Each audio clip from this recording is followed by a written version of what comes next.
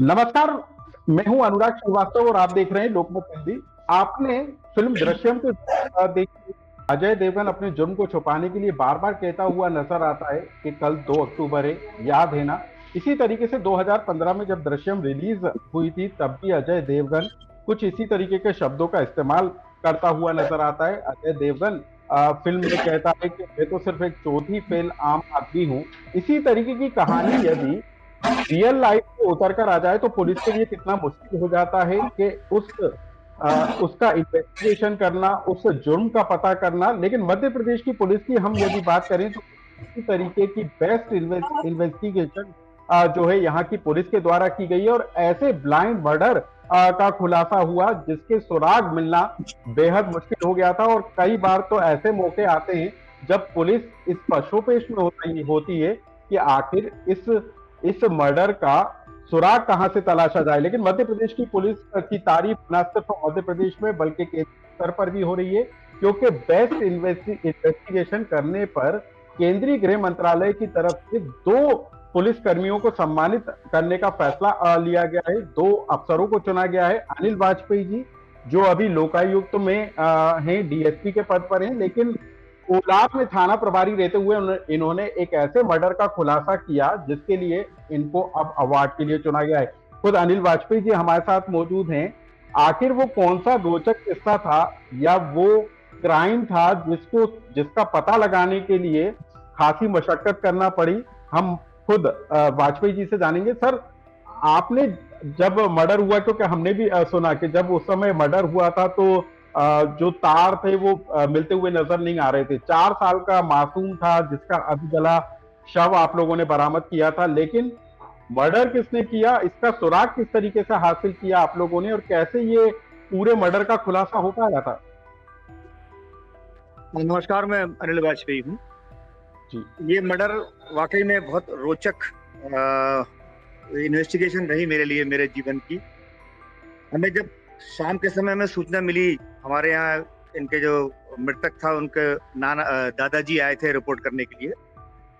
और चूंकि 3 साल 3.5 साल का बच्चा था, हम लोग जैसे ही मौके पे पहुंचे हैं, वो इस मामले का खुलासा ऐसे हुआ। हम लोग मौके पे पहुंचे हैं जब उसके जो हमारा फरियादी था उसके घर पे, तो वहां पहुंच के हम लोग को समझ में आ गया था कि इसका अपहरण मतलब इसके साथ कोई अनहोनी घटना हो गई है और हमने उसको तलाशना चालू कर दिया था। इस प्रकार के मामलों में क्या होता है कि बच्चों को हत्या करके और बच्चों को तत्काल ही कहीं डिस्पोज ऑफ किया जाता है, उसको डेड बॉडी को फेंक दिया जाता है। तो सबसे पहली प्राथमिकता हमारी ये थी कि हम वहां से हटे नहीं, जिसमें कि अगर किसी ने उसकी हत्या की हो तो वो हमको उसको मौका ना मिले बॉडी फेंकने का और वो क्या बोलते हैं पकड़ा जाए। और हम लोग लगातार तलाश करते रहे आसपास। ये इसमें सबसे महत्वपूर्ण चीज ये है, जनता को जानने की भी चीज है, और कि इसकी जो बच्चे की हत्या है वो उसके पड़ोस जो बिल्कुल सामने घर के रहती थी महिला, जिसको वो मम्मी कहता था, उस महिला ने उसके पास वो गया है खेलने को और उसने खाना मांगा कि मम्मी मुझे खाना दे दो। जब खाना मांगा तो उस खाने में उसने जहर मिला के उसको दिया था और उसके बाद उसको लेके उसने गेहूं की टंकी में उसको छुपा दिया।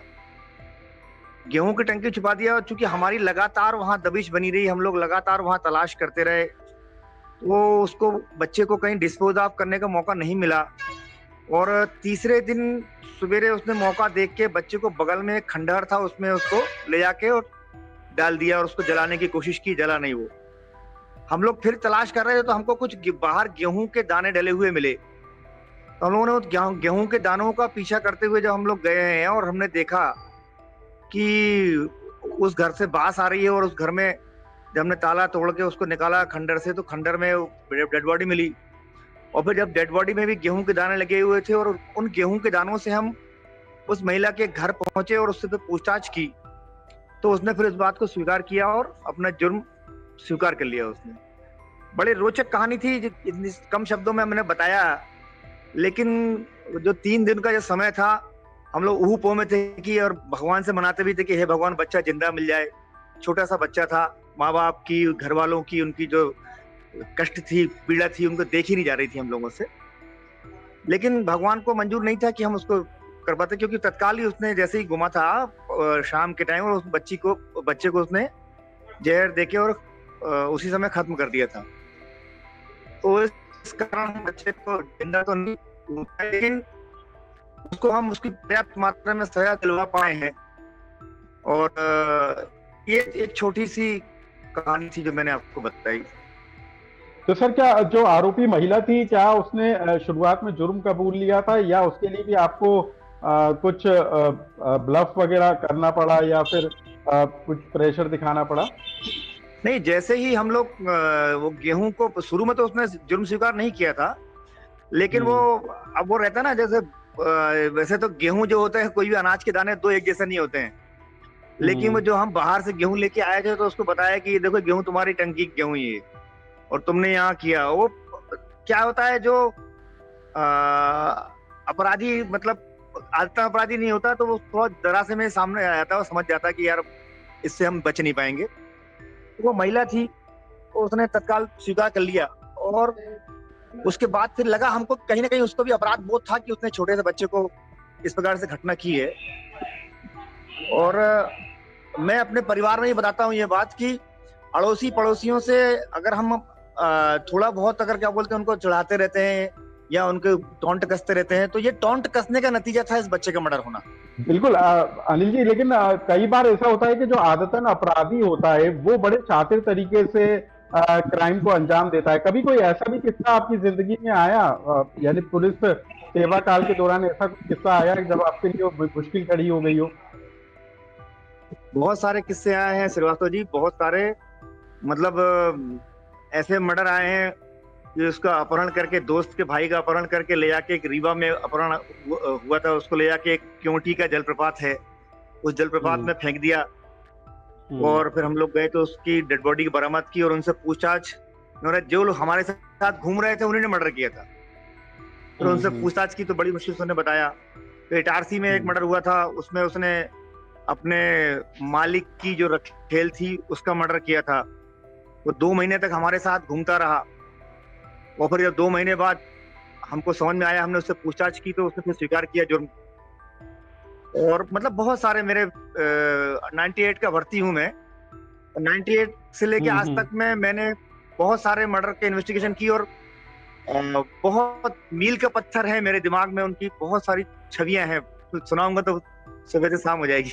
तो आपने सुना अनिल वाजपेयी जी को, लेकिन अब हमारे साथ मध्य प्रदेश पुलिस के ही जो अफसर हैं वो मौजूद हैं, चंद्रकांत पटेल जी, जिन्होंने सिंघम फिल्म की तरह जो कहानी थी वो रियल लाइफ में निकलकर सामने आई और उसको सुलझाने का काम किया। बेस्ट इन्वेस्टिगेशन के तौर पर इसको देखा जा रहा है, और खुद चंद्रकांत जी हमारे साथ मौजूद हैं। सर, आपको बेस्ट इन्वेस्टिगेशन के लिए, अवार्ड के लिए चुना गया है केंद्रीय गृह मंत्रालय की तरफ से। लेकिन जो दृश्यम की कहानी थी वो तो रियल लाइफ की कहानी थी, लेकिन वो रियल लाइफ में आपको उसका सामना करना पड़ा। ऐसा कम ही होता है कि जो फिल्म में जो दिखाया गया वो रियल लाइफ में नजर आए, तो काफी मुश्किल खड़ी हो जाती होगी। आखिर कैसे ये पूरा मामला सुलझाया आपने? बिल्कुल सही कहना है आपका कि ये फिल्म की जैसे ही कहानी थी, लेकिन ये फिल्म के पहले की कहानी थी, फिल्म उसके बाद बनी थी। और ये अच्छा। घटना फिल्म के पहले ये घटित हो चुकी थी। ये लगभग जो हम्म। केस हमने हैंडल किया था, हम्म। 2021 में हमें एक डेड बॉडी मिली हुई थी जो आरोपिया के देवर की थी। उसको इन्वेस्टिगेट करते हुए जब हमें ये पता चला कि ये इसकी पति 5 साल से गायब है, जिसकी इसने थाने पर रिपोर्ट भी नहीं की है, और ये हम्म। उसके संबंध में कोई भी प्रॉपर सूचना नहीं दे रही है। तो हमने हम्म। अपना कुछ मनोवैज्ञानिक तरीके, जो हमें पुलिस के तरीके होते हैं, बहुत सारा, चूंकि इसमें आरोपिया महिला थी और बच्चे थे, तो उनको इन्वेस्टिगेट करना एक बड़ा चैलेंज था हमारे सामने। तो चंद्रकांत काफी जी, इसमें पहले पूरा पूरी पूरी कहानी क्या थी? ये बताया जा रहा है कि पहले पत्नी ने अपने देवर के साथ मिलकर पति की हत्या की, उसके बाद उसको शक हुआ कि कहीं उसका देवर ये राज ना खोल दे, तो उसने अपने देवर की भी हत्या कर दी। तो ये 5 साल का अंतर रहा। उसके बाद ये एक तरीके से कहें तो ब्लाइंड मर्डर ही हुआ, क्योंकि पहले मर्डर का खुलासा पुलिस नहीं कर पाई, लेकिन देवर की मौत के बाद ये पूरा खुलासा हुआ। हाँ, पहले मर्डर का खुलासा वाली बात नहीं थी, क्योंकि ये कभी रिपोर्ट हुआ ही नहीं। अच्छा। जब हमें उसके देवर की डेड बॉडी मिली, तब उस डेड बॉडी के साथ साथ थोड़ा सा ये एक पहलू ये भी था कि महिला है, महिला के घर देवर गया और फिर झगड़ा हुआ जिसमें उसकी हत्या हुई। तो एक थोड़ी सिंपैथी भी थी कि महिला अकेली रहती है बच्चे के साथ, बट जब उसको और माइन्यूटली इन्वेस्टिगेट किया गया, तब फिर उस इन्वेस्टिगेशन में ये सामने आया कि महिला ने और देवर ने मिलकर 5 साल पहले महिला ने अपने पति को देवर के साथ मिलकर उसकी हत्या की है, जो उसके बच्चों को भी पता था। और जब भी हम उससे पूछते थे या उसके बच्चों से पूछते थे, तो उनका एक रटा रटाया हुआ बयान था कि ऐसे-ऐसे तीज के दिन लड़ाई करके हमारे पति छोड़ के चले गए, फिर लौट के नहीं आए। और जो उनके बच्चों से पूछते थे, वही जो उन्होंने पहले 5 साल पहले ही ये प्लानिंग कर ली थी कि कभी भी हम पकड़े जाएँगे या कोई भी पूछेगा तो हमें ये बयान देना है। और उसी बयान पे ही हमें डाउट हुआ, क्योंकि अमूमन किसी से बार-बार कोई चीज़ पूछो तो थोड़ी बहुत चेंज हो जाती है, ये मानव व्यवहार है। लेकिन उनका वो रटा-रटाया था, इंटेंशनली बोल रहे थे, तो उनके बयान डिट्टो सेम होते थे और कहीं चेंज नहीं होते थे। जिससे हमारा उसपे काफ़ी सस्पिशियस उसके जो बयान थे, उसको हमने और इंट्रोगेट किया। फिर कुछ मनोवैज्ञानिक तरीके से उस महिला के साथ हमने एक ब्लफ खेला कि भई जो तुम्हारा पति गायब है, वो गायब नहीं है। भई आपने उसका हत्या कर दी और आपके घर में ही आपने गाड़ रखा है। जो कि आप थाने में बैठे हो, हमने नगर निगम से आपका घर खुदवा लिया है, मैं उसकी जो नरकंकाल है वो मिल चुका है। तब उस महिला के हाव-भाव बदले, उसने एक्सेप्ट किया कि हाँ, मैंने ऐसे-ऐसे मैंने देवर के साथ मिलके कर दिया था और गाड़ लिया था, अब हमें कैसे भी करके बचा लो। तब फिर उससे डिटेल में पूछा और उसने सारी डिटेल में कहानी बताई कि उसके इलिसिट रिलेशन थे देवर के साथ, जो उसके पति को पता चल गए थे। तो देवर और पति ने उसको मारा। देवर और इसने आरोपिया ने मिलके पति को मारा, जो कि बच्चों ने देख लिया था उसको। और वहीं उनके घर में एक अंडर कंस्ट्रक्शन सेप्टिक टैंक था, तो उस गड्ढे में उसको डाल के गड्ढा बंद कर दिया। उसके ऊपर एक कमरा बना लिया और उसमें ही रहना भी चालू कर दिया। तो यही देवर इसी पे बात को कैसे शक हुआ? जी। देवर पे शक नहीं हुआ, देवर की तो डेड बॉडी हमें मिली थी। चाहे आरोपी कितना भी शातिर क्यों ना हो, लेकिन यदि पुलिस बेहतर तरीके से उसकी इन्वेस्टिगेट करती है। हम ये भी जानना चाहेंगे कि उस महिला ने पति की हत्या की, लेकिन देवर की हत्या के पीछे की भी कोई वजह रही थी क्या? हाँ, डेफिनेटली देवर इसको शराब के लिए पैसे मांगता था, और चूंकि इसका राजदार था तो बार-बार उसको आके परेशान भी करता था। और उस रात भी यही हुआ था, वो शराब पी के आया था, इनके बीच में झगड़ा हुआ और गुस्से में फिर इसने इसके बच्चे और एक किराएदार ने मिलके उसको मारपीट की, जिससे उसकी मृत्यु हो गई। तो सर ये बच्चों का कैसे ब्रेन वॉश किया गया, यानी कैसे उनको ये पूरी कहानी बताई गई है? क्योंकि 5 साल पहले जिस तरीके के बयान बच्चों के थे वो भी। जी। हाँ, बच्चों की मां ने और वही देवर जो मृतक था, इन लोगों ने उनको डरा रखा था कि भाई कभी भी ऐसी बात आती है आपको ये बात करनी है, यदि ऐसा नहीं करते हो तो तुम्हें भी हम मार के उसी गड्ढे में गाड़ देंगे। चंद्रकांत जी, ये तो एक किस्सा रहा जो बेहद दिलचस्प रहा, लेकिन इसके अलावा क्योंकि आपके पुलिस सेवा कार्यकाल के दौरान भी कोई ऐसा बड़ा मामला सामने आया हो जिसको सुलझाना मुश्किल हो गया और फिर अचानक कोई सुराग मिला हो और आप जो है आरोपियों तक पहुंच पाए और लोगों को न्याय मिल पाया हो? हाँ, काफी मामले ऐसे, जितने भी ब्लाइंड मर्डर्स या बड़े प्रॉपर्टी ऑफेंस होते हैं, तो डेफिनेटली ऐसे चैलेंजेस मिलते ही रहते हैं और हमें उसको पार करना पड़ता है। इसके अलावा कोई एक आध और ऐसा किस्सा जो आपके जहन में हो या आपको लगे कि ये भी एक बड़ा मामला था जिसको आप सुलझाने में सफल हुए? बिल्कुल, एक बड़ा मामला इससे 2020 का है, जब मैं भोपाल में ही शाहपुरा थाने में पदस्थ था। उस समय लॉकडाउन फर्स्ट स्टार्ट हुआ था, अपने कोरोना काल की बात है ये। उस समय एक केस सामने आया था, उसी समय जब लॉकडाउन स्टार्ट हुआ था। एक ब्लाइंड महिला का रेप केस और चोरी का मामला था, घर में अकेली थी। एक अज्ञात आरोपी उसके घर में चोरी करने की नीयत से घुसा और उसको जब पता चला कि महिला ब्लाइंड है, तो उसके साथ उसने दुष्कर्म भी किया। तो उस समय चूंकि हमारी एक्सेस काफ़ी लिमिटेड थी, हम कहीं जा नहीं सकते थे, लोगों से डायरेक्ट या फिज़िकल ऐसे मिलते नहीं थे, क्योंकि उस समय सभी काफ़ी डरे हुए थे और हमें भी ध्यान रखना था क्योंकि हमारी नौकरी 24 घंटे चल ही रही थी।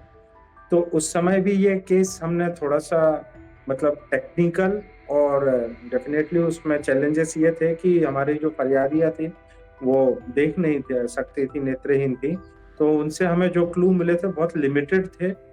काफ़ी चैलेंजिंग था वो हमारे लिए, लेकिन हमने हमारी पुलिस टीम ने उसको 3 दिन के अंदर क्रैक किया और वो मतलब केस मुझे काफ़ी मतलब याद आता है बार-बार।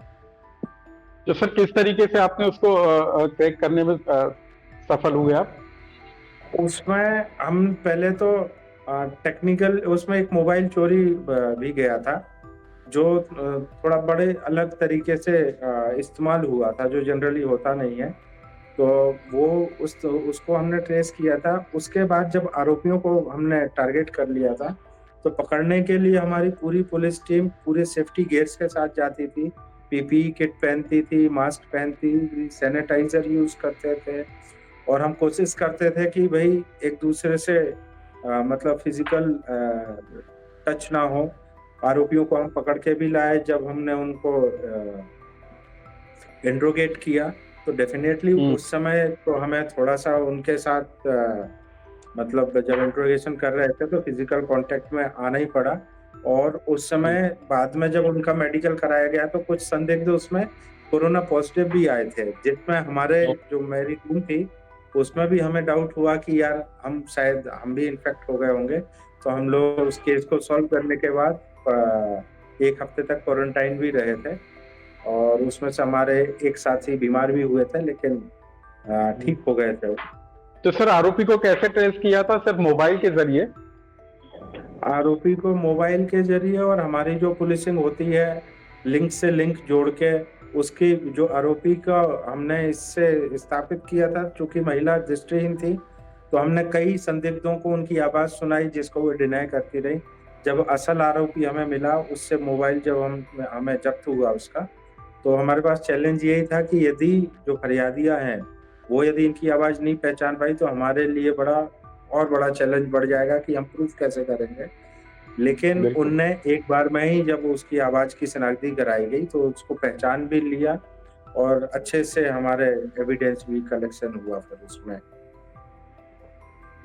तो धन्यवाद चंद्रकांत जी, आपने हमारे से ये तमाम बातें शेयर की कि कैसे क्राइम इन्वेस्टिगेशन के दौरान आप लोगों को जो चुनौतियां हैं, जो चैलेंज है वो फेस करना पड़ते हैं, लेकिन उसके बावजूद भी पुलिस किस तरीके से अपने बेहतर काम को अंजाम देती है और आरोपियों को सजा दिलाने का भी काम करती है ताकि लोगों को भी न्याय मिल सके। तो बेस्ट इन्वेस्टिगेशन के लिए आपको भी अवार्ड के लिए चुना गया, जिसके लिए आपको बहुत सारी ढेरों बधाइयां, क्योंकि लगातार मध्य प्रदेश की पुलिस, क्योंकि पुलिस को लेकर कई बार लोगों के जहन में कई तरह की बातें होती हैं, लेकिन मध्य प्रदेश की पुलिस जिस तरीके से बेहतर रिजल्ट देने का काम करती है और लोगों को न्याय देने का काम करती है, उन्हीं में से एक चंद्रकांत जी हैं जिन्होंने ऐसे कई गुत्थियों को सुलझाने का काम किया जिससे लोगों को न्याय मिल सका। तो बहुत बहुत धन्यवाद चंद्रकांत जी, और कोशिश करेंगे कि आपसे कभी मुलाकात हो और फिर जो आपके पुलिस सेवा कार्यकाल के दौरान जो तमाम इस तरह के मामले सामने आए हों जिनको आपने सुलझाया, उन पर भी विस्तृत से चर्चा हो सके।